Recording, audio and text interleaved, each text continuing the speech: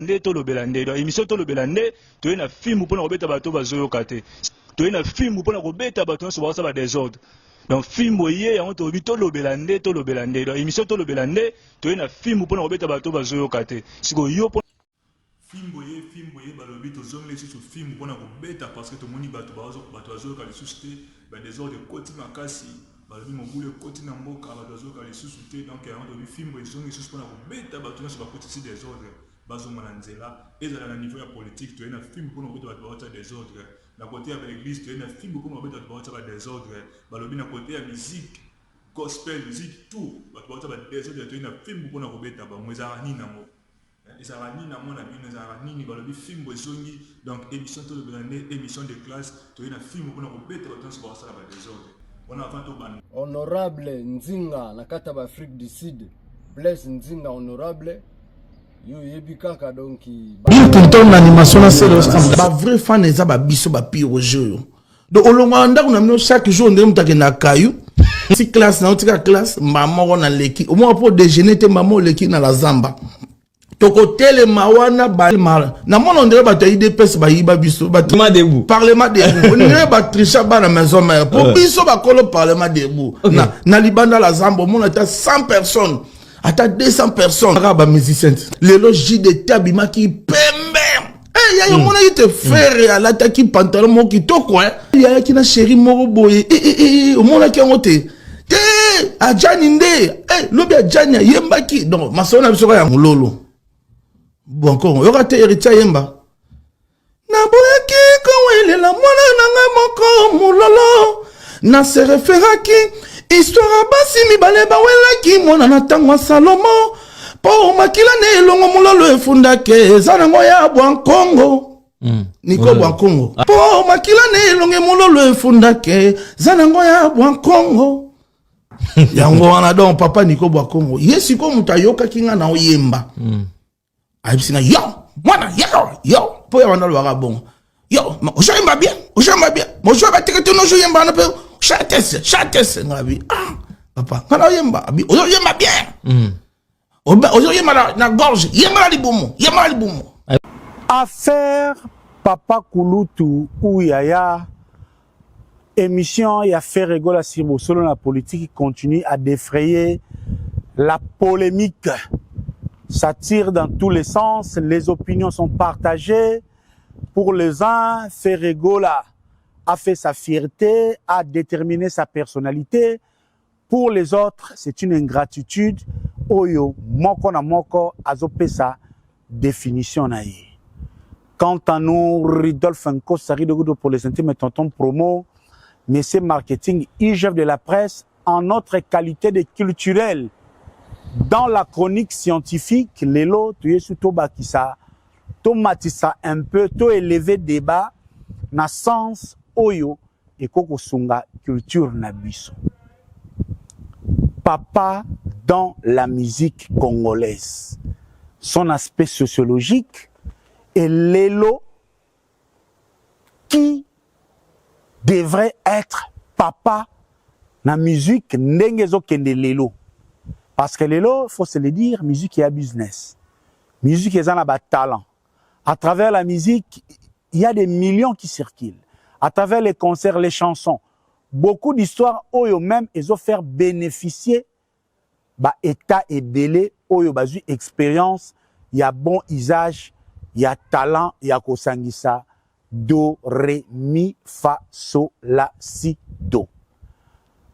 Toza ba réaction belé, nenge kendaka, boyebi, tonton promo, toza en promotion, na Weranson, pour ces grands concerts du 18 octobre 2025, Nadidas Arena. Et sur un point, il y a polémique. Beaucoup des ondes d'ombre, certains voudraient avoir la tête de tonton promo.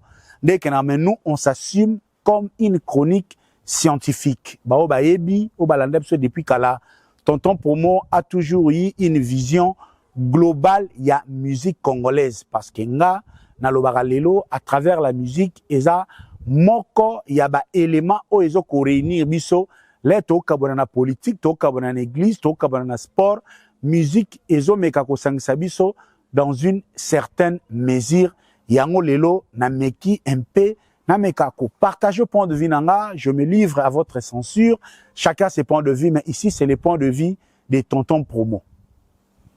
Affaire papa. Avant na kende musika, nazo senga, na mwana tu alinga Weranson, nazo senga, na bana ya maison mère, nazo senga, na ba mélomane ya bonne musique, nazo senga, na ba mourir ya bonne musique. Le 18 octobre, Weranson a un concert. Weranson a la papa ya Ferry. Weranson a la yaya ya Ferry. Ça ne change pas grand-chose pour ces grands événements dont l'artiste Weranson a moko ya ba icône Oyo qui a déjà réussi à Arena Grand Paris qui voudrait rebondir le 18 octobre. Donc il y en a ba mikolo yo. Moi na maison mère olingo swani sanga la kisanga ticket na yo. Pour infiltration et koti, tozoye bali sous-souté. Nga nazo kabula, débat ya internet, n'a besoin au Weranson azanango. Moi je pense aujourd'hui, c'est dont Weranson azanango besoin, isa kosomba ticket ya Adidas Arena pour Jourwana, qu'on ait réellement un grand événement d'une de ces grands artistes autrement appelés phénomène na musique congolaise. Likambu ya papa. Sur le plan sociologique, et Utiwapi, Tozaba Bantou, Tozaba Congolais, la RDC a toute une histoire. Na habitude nabiso, na tradition nabiso, na coutume nabiso, déjà so toke na ba corps ya métier. Olingoye ba mécanique, okende na garage moko, okutani na maître, ba pesi moi casier, ba pesi moi soso, ba pesi moi elembo. Ba bandi kolekisa yo mécanique, ba transmettre yo connaissance ya réparation ya ba voiture, yo pe lobi oyebi musala, soit au continuer na mettre ou bien au sali garage na yo, au tikali ozomona mettre tel aza papa nanga parce que c'est lui qui m'a appris les métiers. De manière assimilée, to banda ko appliquer biloko wana na musique. Or, la musique n'est pas un métier. Musique est art. Art est vendre mingi na badon. Tout le monde a artiste, a bandi orchestre, il faut recruter batou. Ba mission bazoya, a ta expérience, a yebina makambibelete, mais il doit avoir des talents. Soit don talent ya kuyemba, soit ya kubina, soit ya composer banzembo, ou encore talent ya kubeta instrument, ou plus encore talent ya kokoma banzembo, neti babogisi bopema ndenge bazala. Wana eza esika masolo ya kipapa ekoteli biso na musique. Air Taboulei alongo epa ya Grand Calais, indisi ya papa ya ki makasite. Air Bajoski bazoya na OK Jazz bantesa makambo ya papa ezalaki makasite. Air Madilou azolongwa na bana OK likambo ya papa yalaki makasite. Boyo quand même Madilou abandé ko benga Luambo Yaya parce que na histoire à musique na biso Grand Calais était un grand frère ya Samangwana ya Taboulei oyo apesiye opportunité pour akoma musicien. Franco Luambo Makedi azalaki Yaya oyo apesaki Madilou opportunité akoma musicien. De la même manière ndenge pe Weranson depuis wenge musique 4x4 amona talent ya faire rigola asepel na yango akenango na wenge 4x4 wenge kabwani bakei na wenge maison mère apesi faire rigola opportunité pour à s'exprimer comme un jeune talentueux na musique oyo et pesi faire rigola référence oyo faire et permettre ye après les marquis après passage na quartier latin à ça la carrière solo oyo lelo ezo kendepe de manière heureuse. C'est ça un peu briefing likambu tanto papa tanto yaya mutu akoya nango na ndenge na ye. Wana eza pire vérité scientifique oyo surtout za de bonne foi moi écouto discuter et zalité. Je voudrais ici mentionner na histoire ya musique na biso. Ceux qui va recruter musicien na orchestre, aucun leader a travaillé na musicien wana pour musicien wana asa la carrière solo.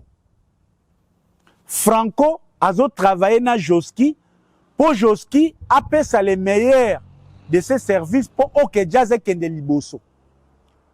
Kofi Olomide a travaillé na Sam Chintu pour Sam Chintu appelle ça les meilleurs pour quartier latin Kende Liboso. Donc ici, il y a un win-win où l'artiste apporte son talent et le leader met les moyens pour l'intérêt de son orchestre. Là, on ne voit pas encore l'intérêt, il y a réussite, il y a carrière solo, il y a musicien. Il a évolué bon. Les autres comme na ba matata pourquoi? La plupart, il y a des musiciens congolais. So kaye un orchestre, les rabandi carrière solo, je ne sais pas combien de patrons de musique bah s'investissent dans la réussite, il y a carrière solo, il y a membre et orchestre naïe. Na monité sika bozi boziana a s'investissant pour carrière ya DS et réussir après anti-choc. Na monate et sika Kofi Olomide a s'investir pour carrière solo ya Fali et Kende Musika. Na monate et sika Weranson a s'investir pour carrière ya Ferregola et Kende Musika. Na monate et sika Jibem Piana a s'investir pour carrière ya Mignon Abraham en solo et Kende Musika. Donc déjà, dans la musique congolaise, les artistes qui ont quitté des grands ensembles, derrière leur leader, pour passer la carrière solo, babundaka d'abord namu pepe négatif ya orchestre au bango bauta. Yango bomona lelo batu, même si baoze la reconnaissance, mais moins artiste après sa reconnaissance na tout déjà parce que tout qui n'a pas cas d'espèce muturuka a fait rigola. Fait rigola l'air à longwe wenge musique à maison mère, il n'avait pas la bénédiction de Weranson. Il n'avait pas la bénédiction des maisons mères. Déjà Koutou, présentation et a fait rigola na quartier était na Masina, babamba mabanga. Ba makambweze belo to komo na msu de habité. Donc lelo, ceux qui au longwe na orchestre et leader directement au bandi ko sentir poids négatif, il y a absence, il y a artiste wana. Ba membre naye, ba sponsor naye lem sou ba ko accompagner oti. À moins que les à la bateau pe baza contre les leaders naye, bien bateau baza contre Kofi ba ko soutenir Fali, bateau baza contre Wera ba ko soutenir Ferre. C'est dans cette sphère que les artistes babandi ko bunda po ba créer carrière solo na bango pour réussir. Wana est la réalité. Mais lelo, besoin est aligné. Moi, Ridolphe Nkosa tonton promo, ma pensée, mon idée par rapport à papa et à la musique, ezake tota la mukili. Congo toko tika la simate. Ailleurs, les gens s'organisent. Ailleurs, les gens sont tentés d'organiser tomoni na mukili lelo ba musicien oyo baboti bana ndenge bazoko s'investir. Na moni na France, Maître Gims azui Dadju ache ba moyens financiers et matériels derrière Dadju. Ache moyens ya management derrière Dadju. Dadju ache talent na ye lelo Dadju azali mwana ya Maître Gims parce que Maître Gims ache ba moyen oyo ezo permettre Dadju akende liboso pe akende musika. Kaka na France na moni Bouba azui Damso ache ba moyen derrière Damso ache management ache agenda ora na ye pour Damso à ça la carrière solo réussie. Donc lelo sans peur d'être contredit, je dirais Damso aza mwana ya Bouba. Na ke na États-Unis, pour un exemple, pour tokomi scientifique mikolo, na moni Jay-Z ache ba moyen na sima ya Kanye West na Rihanna à travers label na ye Rock Nation atie label na ye pour Rihanna na Jay-Z atie Kanye West na Rihanna moyen pour bakoma et puis a signé ce bango na Rock Nation a signé ce bango pe na ba label o ya management pour bakene musika. Kanye West pe à son tour a signé John Legend pour bakene musika. Na Nigeria Don Jazzy a signé Rema a signé Aya Star. Ache ba moyen, ache promotion, azo memaye po akende musika asala musala. Donc, par exemple, les a ebele lelo Drake, les Canadiens, aza produit Lil Wayne. Drake lelo kutu, asala makamukole la Lil Wayne, mais le quoi tout ça na showbiz, Lil Wayne azo continuer ko bénéficier na si malgré po aza produit na ye na ba projet oyoye a produisa. C'est ça lelo le nouveau format ya papa. So na ye na Congo, je dirais sans peur d'être contredit, Ferrego la aza papa ya Rebo. Parce que Rebo figurante faire azuye a pessier orientation ya musique a tcheba moyen à travers Ferrego la prod label ya Ferre et promouvoir lelo Rebo lelo comme indépendant qui donc elle artiste en manquant les plus ingrats na Wenge maison mère c'est Ferré. Les plus ingrats. Les plus ingrats na maison mère c'est Ferré.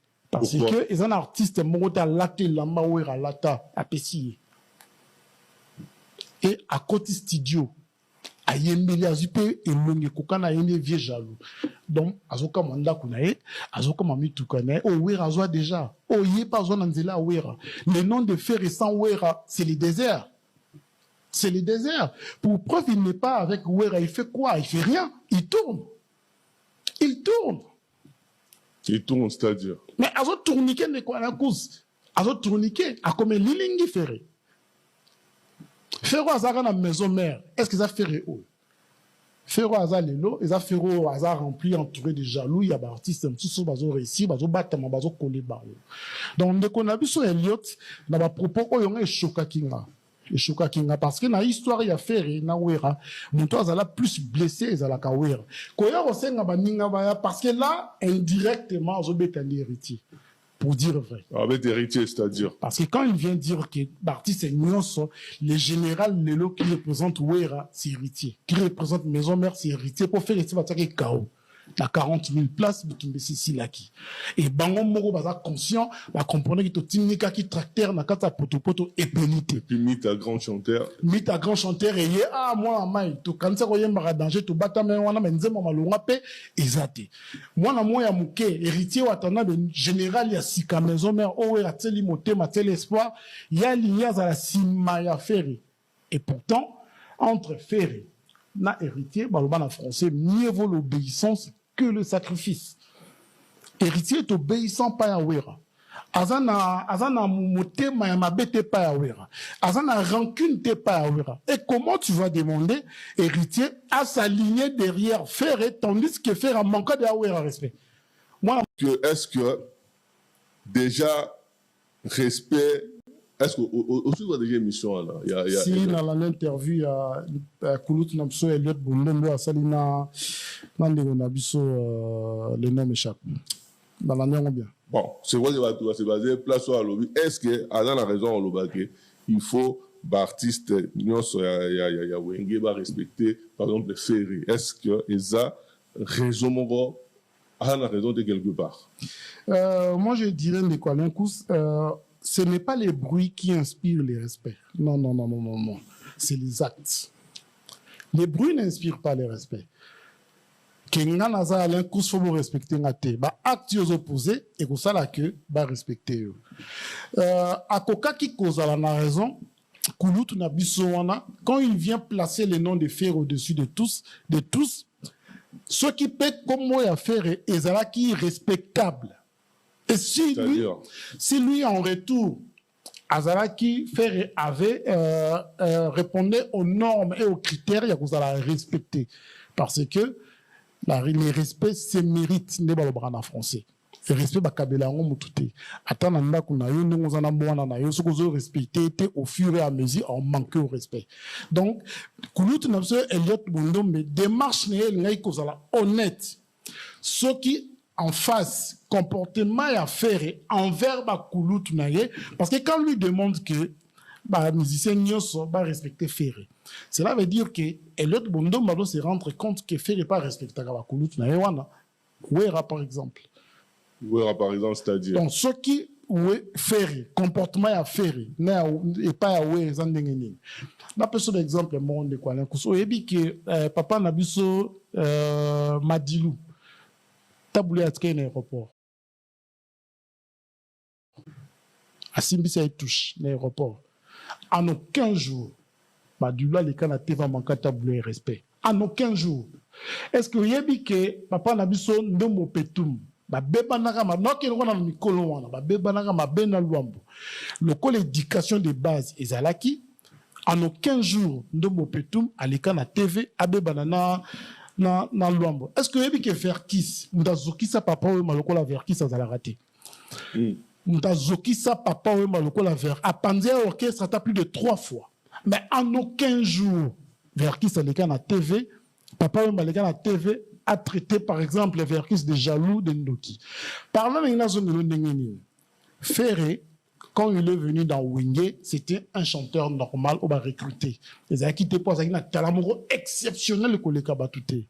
Bah, comprenez que potentialité ça awa, c'est que tu encadré tout la question à Koyeba. C'était un chanteur simple.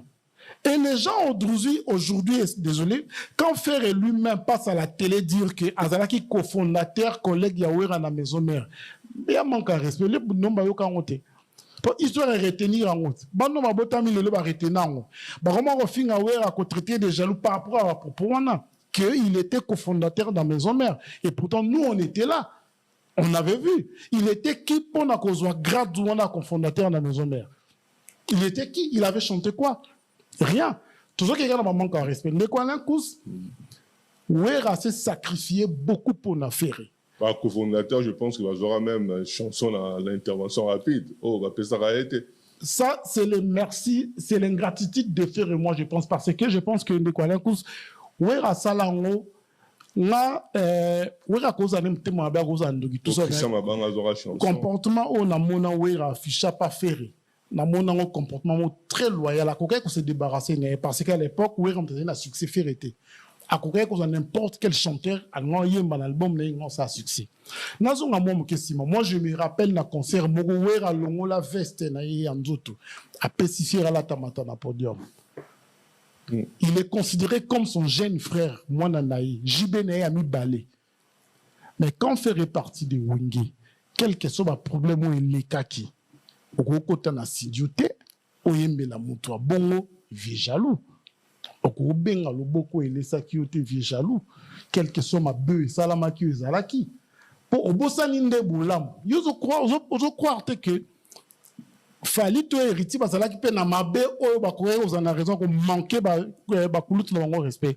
Moi j'ai vu Kofi à la télé de Alain Kous à l'époque quand Fali était parti ko se moquer na ya na ndenge ya ba G Fali ton papa na akufaki azaki na podium mazobina ngamda ga ko lelisaye et choka Fali na niveau mozana IDT. Mais quand il est passé à la télé respectueux qu'il était de Kofi à lobi à sa grand frère nanga ba lo bazolo ba fa comprendre que na ale qui n'aime de choquer. Il pouvait bien aussi dire que Kofi a jaloux, parce qu'il avait tout du succès. Au coup, il fallait faire Azanango. Mais il fallait manquer Kofi respecté. Parce qu'il fallait faire mieux que son vieux. Mieux. Banzembo intemporel, concert Yaminene, mais on continuait toujours qu'au Kangamuno konaye, qu'au battre les siko et les sakiye. Mais pourquoi de l'autre côté, et si ka autant faire n'a jamais fait mieux que Wera? Faire Azana double Bersita, Azana double Zénitita, faire Azana Bersita, faire Azana concert à Mineno Wera Salité. Même pas ton stade de Martine, il fallait Wera comprendre qu'à moi, on a un tiers poids. Mais quand Wera fait passe à la télé, il dit que Nzemouana vie jaloux na yemela qui a penza Wera. Et l'autre bondo mamona qui a monté. Mais comment tu veux demander aux artistes de respecter les premiers fils selon toi? pour avoir mérité, tandis que le premier fils ne respecte pas son père. Parce que tous les héritier. Héritier est resté pendant 17 ans chez Ouera. Pendant longtemps. Tant héritier qui a subi même sort. Moi, je n'ai pas vu de vidéo où héritier a traité de jaloux. La première occasion où héritier a monaka Ouera. Afukama, tout le monde a un bisou. Et ça, c'est une raison à papa naï. Bah, traiter des lâches. Donc, et là, qui c'est que, na moté ma héritier, bolingona reconnaissance et tonissa ma ke koufa kite. Atala eka ma bete. Pensez-vous que héritier a un mauvais souvenir te ya wenge ya wera e moko. Ou à cause de raison lelo dans un héritier, dans un ben n'a manqué respect. Wan eliot a mona qui a monté. Moi, je pense que les respects, c'est mérite de quoi par les actes et non par des bruits inutiles que les cas imposés batou respect, tandis que de l'autre côté, tant la cause à son monde a n'ayé fait raison manquer ou à respect, ils pensent qu'il faut inspirer respect. Non. Donc, c'est de la faute de faire. Il y a beaucoup de choses qu'on réparer, qu'on banda, qu'on bongisa, na vieux naïe. Parce que ce qui fait effet, à quand ça que tout le monde a été hypocrisie. Vraiment.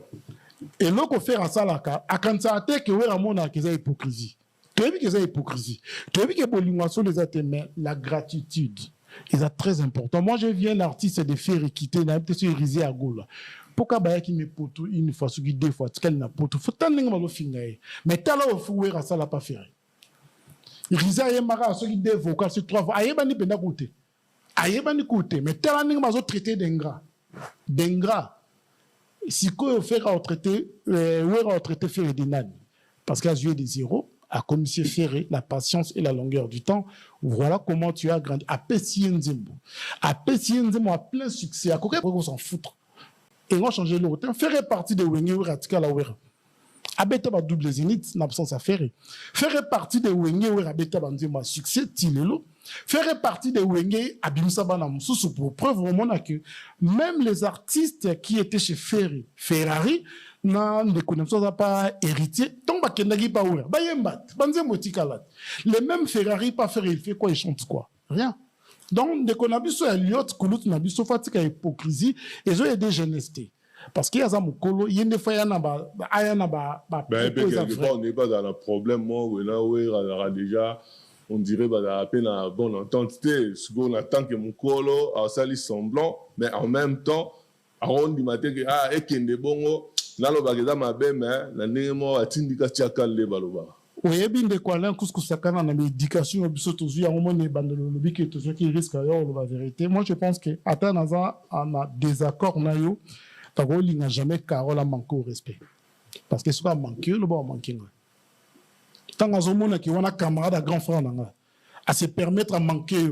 Problème de ça, on a communauté en haut. Il y a un de quoi l'incous. Et là, quand on a vu ce coulout, nous sommes de l'hypocrisie. Comment tu peux demander à toute une génération de s'aligner et pas artistes en manquant les plus ingrats dans la maison mère c'est ferré. Les plus ingrats. Les plus ingrats dans la maison mère c'est ferré. Parce que les artistes morota laté lamba ouera lata apesi. Et à côté studio, à yembeli azupe et longue kokana yembe vieux jaloux. Donc azoka manda kunae, azoka mami tukane, o ouera azoa déjà. O yé pas zone nzela ouera. Le nom de fer et sans ouera, c'est le désert.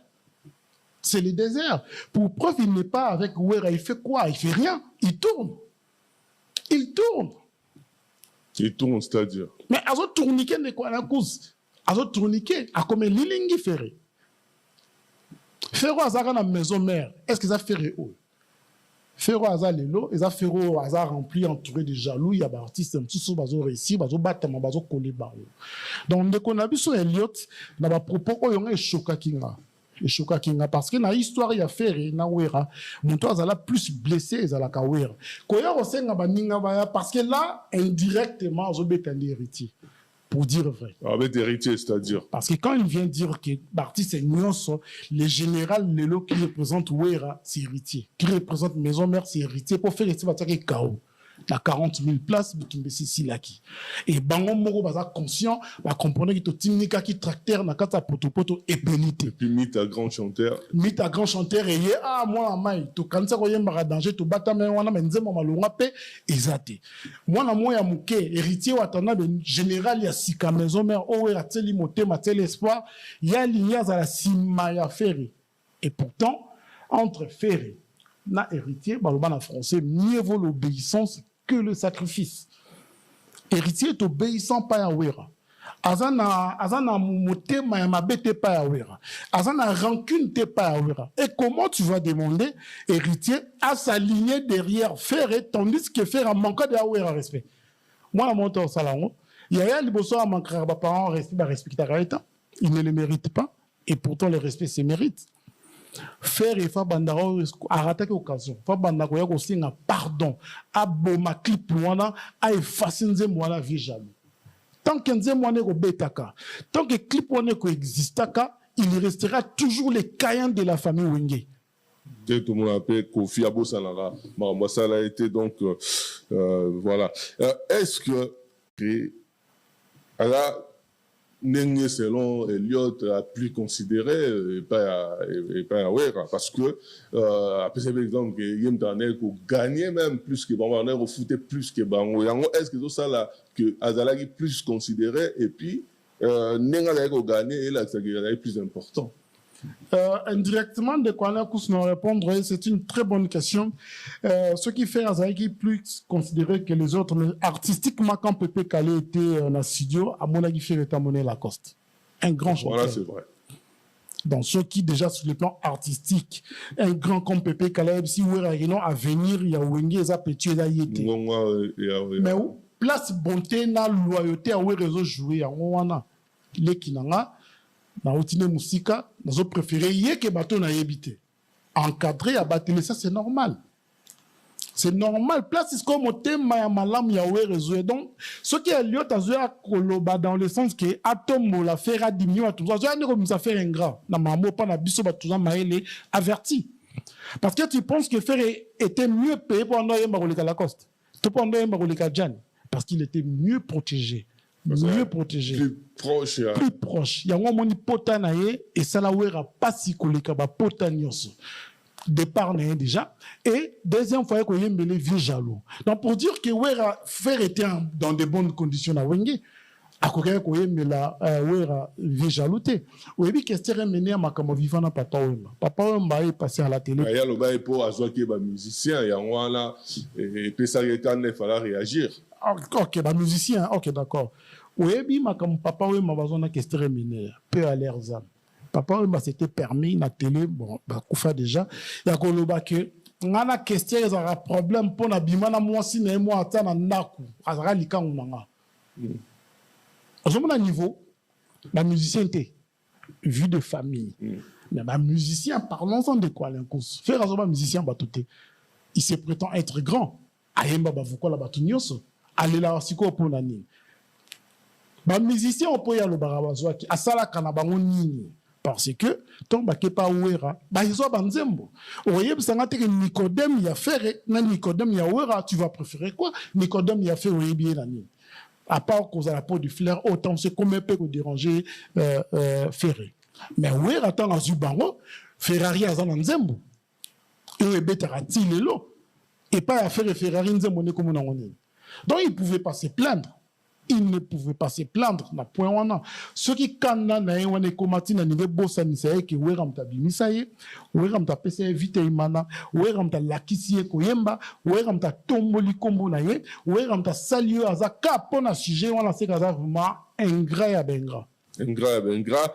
Est-ce que wera son aza na même regard, celui de considérer que Makambu Elliot Bondo Malobaki que Wera Neko pèse plus d'importance en considération l'affaire est-ce que Lelo Wera Roda sous le même regard par rapport à faire moi je te dirais encore, je répète, je recommence, mieux vaut l'obéissance que le sacrifice.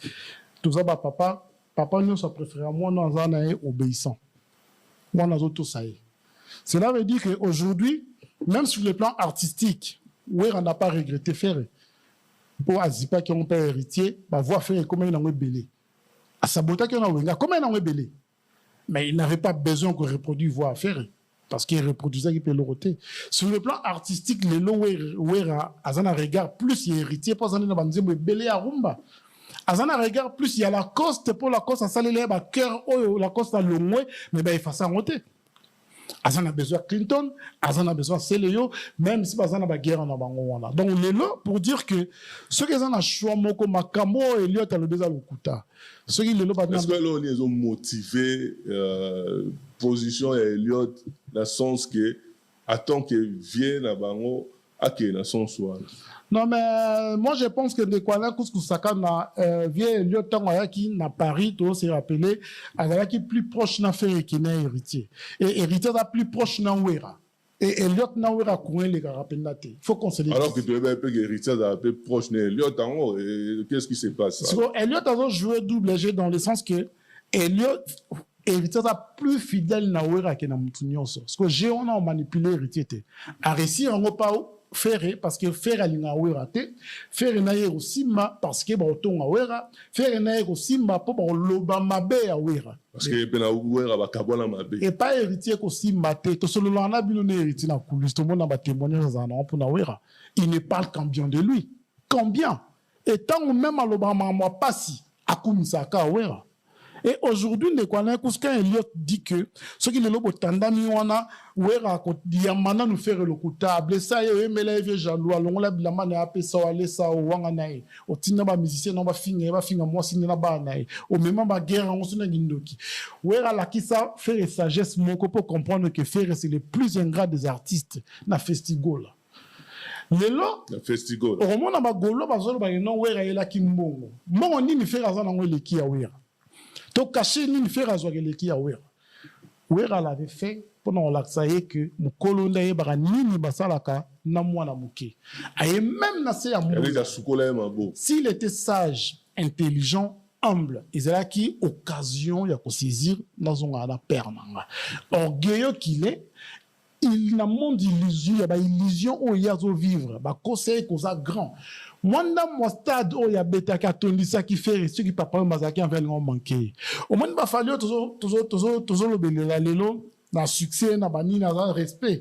Ceux qui fait razaki na succès à Fali. Ceux qui fait razaki na succès à Fali ma gifla Kofi. Ceux qui fait razaki na succès à Fali ma gifla JB. Ceux qui fait razaki na succès à Fali qu'on manquer président de la République respect. Pour déjà ça na ngote tanengaza.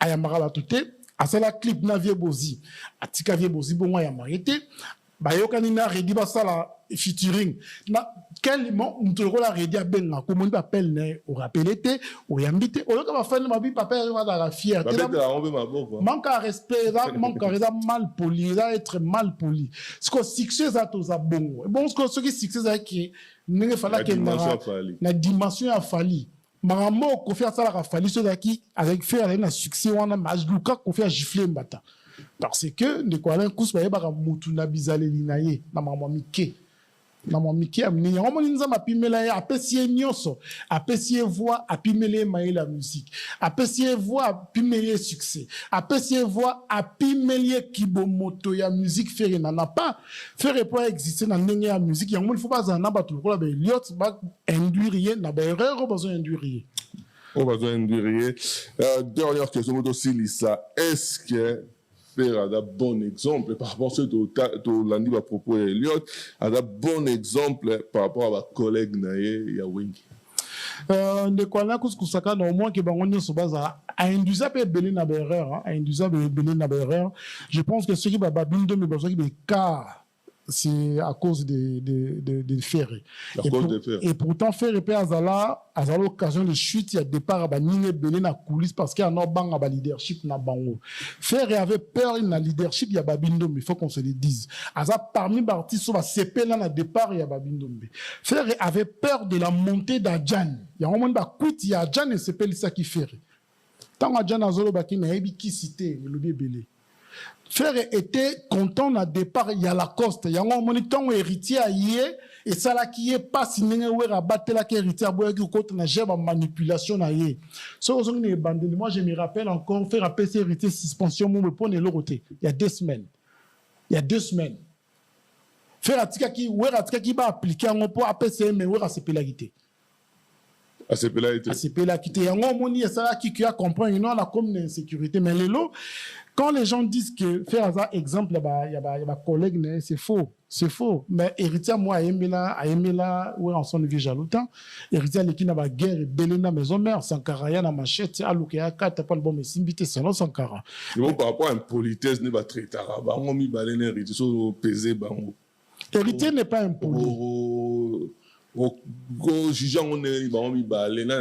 héritier n'est pas impoli héritier c'est quelqu'un de franc comme exemple Kofi Olomide altercation de terre au salama c'est qui fait déjà le niveau quand il camp faire saler la Kofi premier soin Kofi héritier un artiste monté toi la vidéo monté héritier manquer artiste moi beaucoup le respect papa Boza le kanaté va le nana comment faire est-il là y a bagage de téléphone té. Je ne pense pas que Bouzor ait un fou à faire. Redi a mis si c'est plein de comportement à faire. Quand il y a déjà mon colonne à téléphone, tu as manqué de respect, héritier ça l'a raté. Et c'est un problème d'éducation. De quoi na couscous na yebi. Si tu veux te lancer en conciergerie, les formes. Bon, parler de l'éducation, na yebi t'es sûr qu'il va dégonner ni au soba. Bon, mais moi je pense que c'est lui le problème. C'est lui le problème. Faire à Satan narrater au comment niveau comment on les a par hasard. Parce que quand tu vois l'autre de son coin, Fali Aloba que dans la grande déjà, il y a un grand T. Il y a toutes choses à comprendre. Voilà. Donc, pour leur répondre entre faire et héritier, héritier a impolité, héritier a quelqu'un de direct. Bissot on fréquentait, tout ça les héritiers, mais monsieur Yamakasi, vous êtes en désaccord. À manquer respecté, à finir mais bon celui à l'action mécontentement et poliment. Mais est-ce que faire à benga négomo ya moi si après c'est ABC so sakin na tina ba finga o to tangi kombota na audio so sakin na tina ba finga yo. Donc héritier n'est pas mal poli, héritier c'est quelqu'un de direct mais faire par contre il est en tout cas. J'espère qu'il va c'est bien l'émission. Tiens, lui, na moto na makambo ya yebi kiza bongote. Aya ko changer histoire te azamu kolo. Ayo gelende, on va do finga wera, on va do attaquer le roi la désaccord na wera. Même comme on go assumer ngote, ben azo sala tindika tiaka la do fula. Tindika tiaka la do fula, tu yebi ninga solo na batuni en kulu azamu kolo. So ça na problème na camarade na yo, ko linato koti sa ba l'équipe le bon ba lukela yo. Ce qui va manquer wera wa lesa kiyo. Bon, yo mutukutu ba laisse ba manquer ndingini donc azo na ngoma kanisa na